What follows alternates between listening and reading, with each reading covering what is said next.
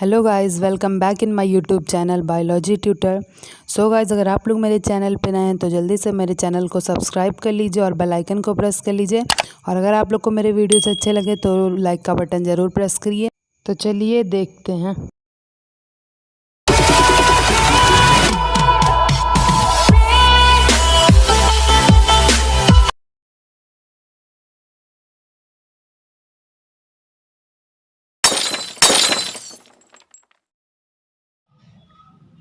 So guys, आज का हमारा न्यू वीडियो नए टॉपिक पे है कि what is the career option after class 12th in the stream of PCB.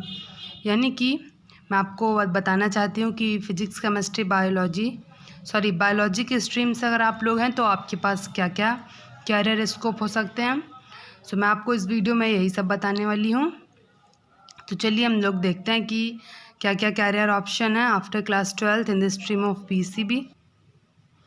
So guys, BSc, जैसे कि मैं आपको पहले बता दे रही हूँ नीट वगैरह के बारे में। के बारे में मैं आपको एक सेपरेट वीडियो में बताऊँगी, क्योंकि उसका कोर्स काफ़ी लंबा है और उसमें मतलब आपको ज़्यादा जानकारी चाहिए होगा, इसलिए उसके लिए मैं सेपरेट वीडियो बनाऊँगी। तो पहले हम बीएससी की बात कर लेते हैं। तो बीएससी में आप बीएससी लाइफ साइंस कर सकते हैं या फिर बीएससी ऑनर्स कर सकते हैं। बीएससी लाइफ साइंस का क्या मतलब है कि इसमें ये हमारा 3 साल का कोर्स है और इसमें हमारे फिजिक्स नहीं, जियोलॉजी, बॉटनी एंड केमिस्ट्री आपको पढ़ना होगा। और बीएससी ऑनर्स में आप किसी इंडिविजुअल सब्जेक्ट से ही बीएससी ऑनर्स कर सकते हैं। आपके पास या तो केवल जियोलॉजी हो या फिर बॉटनी या फिर केमिस्ट्री। तो बीएससी ऑनर्स का क्या मतलब है कि आपको कोई पर्टिकुलर सब्जेक्ट से आपको बीएससी ऑनर्स भी करना होगा और उसी पर्टिकुलर सब्जेक्ट से आपको एमएससी ऑनर्स भी करना होगा। लेकिन अगर आप प्लेन बीएससी कर रहे हैं सो उसमें आप जूलॉजी, बॉटनी, केमिस्ट्री ले सकते हैं। सो उसके बाद आपका फर्स्ट ईयर में आपका तीनों सब्जेक्ट होते हैं उसमें। नेक्स्ट अगर हम सेकेंड ईयर की बात करें तो उसमें हमारे 2 सब्जेक्ट हो जाते हैं। तो मैं बता दूं कि मैक्सिमम बायोलॉजी के बच्चे जूलॉजी, बॉटनी को ही प्रेफर करते हैं और इन द एक्सेप्शनल केस की केमिस्ट्री ले लें, बट वो जूलॉजी, बॉटनी को ही प्रेफर करते हैं। नेक्स्ट हम बात करें फिर वो अगर हम एमएससी फिर बीएससी लाइफ साइंस अगर हम पढ़ रहे हैं तो हम एमएससी किसी एक सब्जेक्ट से कर सकते हैं। तो अगर जूलॉजी, बॉटनी आप ले रहे हैं सेकेंड ईयर के बीएससी में तो आपको जो सब्जेक्ट अच्छा लगे उससे आप एमएससी कर सकते हैं। लेकिन बीएससी ऑनर्स में क्या है कि आप अगर जूलॉजी से बीएससी ऑनर्स कर रहे हैं तो आपको एमएससी भी जूलॉजी ऑनर्स से ही करना होगा।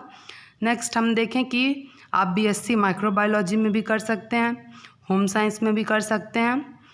माइक्रोबायोलॉजी में आप माइक्रोबायोलॉजिस्ट बन सकते हैं। फिर एग्रीकल्चर से आप एनवायरमेंटल कंजर्वेशनिस्ट बन सकते हैं या फिर एग्रीकल्चरिस्ट बन सकते हैं। फिर बीएससी एनवायरमेंटल साइंस।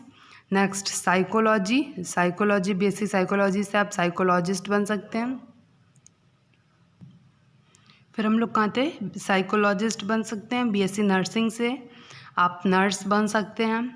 एमएनएस क्या है, ये हमारा नया सर्विस है। एमएनएस यानी मिलिट्री नर्सिंग सर्विस। एमएनएस करके आप मिलिट्री में नर्स बन सकते हैं।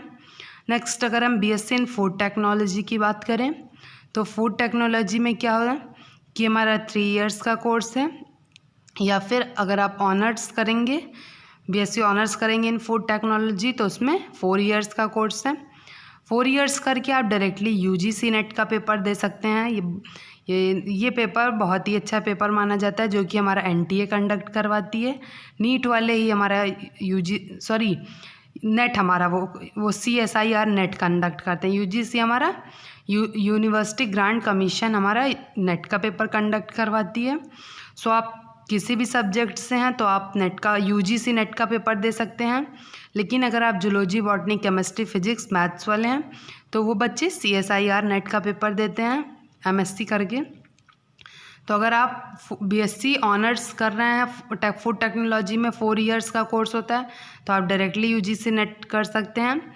और अगर आप 3 इयर्स का बीएससी प्लेन कर रहे हैं उसके बाद आप एमएससी करेंगे तब भी आप दे सकते हैं। तो इसमें आपका 5 इयर्स लगेगा टोटल और इसमें आपका 4 इयर्स में हो जाएगा।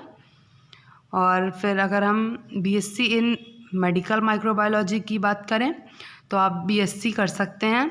3 इयर्स प्लस 6 मंथ का कोर्स होता है BSc in medical biotech microbiology. और फिर आप बीएससी करने के बाद आपको एमएससी करना होगा, एमएससी इन मेडिकल माइक्रोबायोलॉजी। तो आप उससे क्या है CSIR नेट एग्ज़ाम दे पाएंगे। मैंने आपको कहा ना कि जूलॉजी, बॉटनी, केमिस्ट्री और फिजिक्स या मैथ्स वाले बच्चे CSIR नेट का एग्ज़ाम देते हैं, वो UGC का नहीं देते। ठीक, तो आप CSIR नेट एग्ज़ाम दे के लेक्चरर बन सकते हैं। यहाँ मैं लिखना भूल गई कि लेक्चरर, या फिर आप असिस्टेंट प्रोफेसर बनने के कैपेबल हो जाते हैं। असिस्टेंट प्रोफेसर जो आपको तैयारी करवाते हैं मेडिकल्स वगैरह की, वो MSc करके CSIR नेट एग्ज़ाम दे के उसके बाद वो लोग PhD भी करते हैं।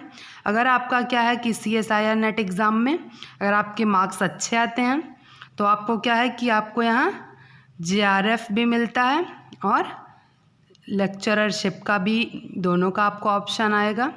अगर आपके मेरिट हाई हैं, यानी कि यहाँ JRF के लिए आपको हाई मेरिट की ज़रूरत पड़ेगी, और अगर आपका इसमें लो मेरिट है तो आप लेक्चररशिप के लिए कैपेबल हैं। अगर आपका हाई मेरिट है तो आप JRF के भी कैपेबल हैं। सो अगर आपको JRF करना है तो JRF यानी जूनियर रिसर्च फेलोशिप, तो आपको रिसर्च फेलोशिप के लिए क्या है कि गवर्नमेंट पे करती है। आपको PhD करने के लिए JRF मतलब होता है कि PhD, तो PhD की जितनी भी फ़ीस होती है वो आपको अपने घर से नहीं पे करनी है, वो सब आपको गवर्नमेंट देगी। मंथली आपका इसका चार्ज PhD का मिनिमम 35,000 रुपीज़ होता है, जो कि आपको गवर्नमेंट प्रोवाइड करवाएगी। सो मैं तो कहूँगी कि अगर आपके हाई मेरिट है तो आप लोग ज़रूर JRF के लिए ट्राई करिए, और अगर आपकी लो मेरिट है तब तो आप लेक्चररशिप के लिए ही अप्लाई करिए। और अगर हाई है तो आप बिल्कुल JRF मत छोड़िए, क्योंकि JRF जल्दी से बच्चों को नहीं मिलता। इसलिए मैं कह रही हूँ कि JRF आपके लिए ज़्यादा बेटर होगा in the comparison of lecturership. Next हम देखते हैं। नेक्स्ट आप क्या कर सकते हैं, BSc इन बायोटेक्नोलॉजी, जो आपका 4 इयर्स का कोर्स है, यानी बीटेक क्या था कि पहले मैथ्स वाले बच्चे करते थे, बट अब क्या है कि अब बायो वाले बच्चे भी इसे कर सकते हैं। उसके थ्रू आप गेट एग्ज़ाम दे सकते हैं और MTech कर सकते हैं। उसके बाद आपका अगर साइंस में कोई भी इंटरेस्ट नहीं है सो आप BSc प्लस LLB यानी लॉ का कोर्स कर सकते हैं, जो कि आपका 5 ईयर कोर्स है। नेक्स्ट अगर हम पैरामेडिकल साइंस की बात करें तो आप उसमें B फार्मा या फिर D फार्मा कर सकते हैं।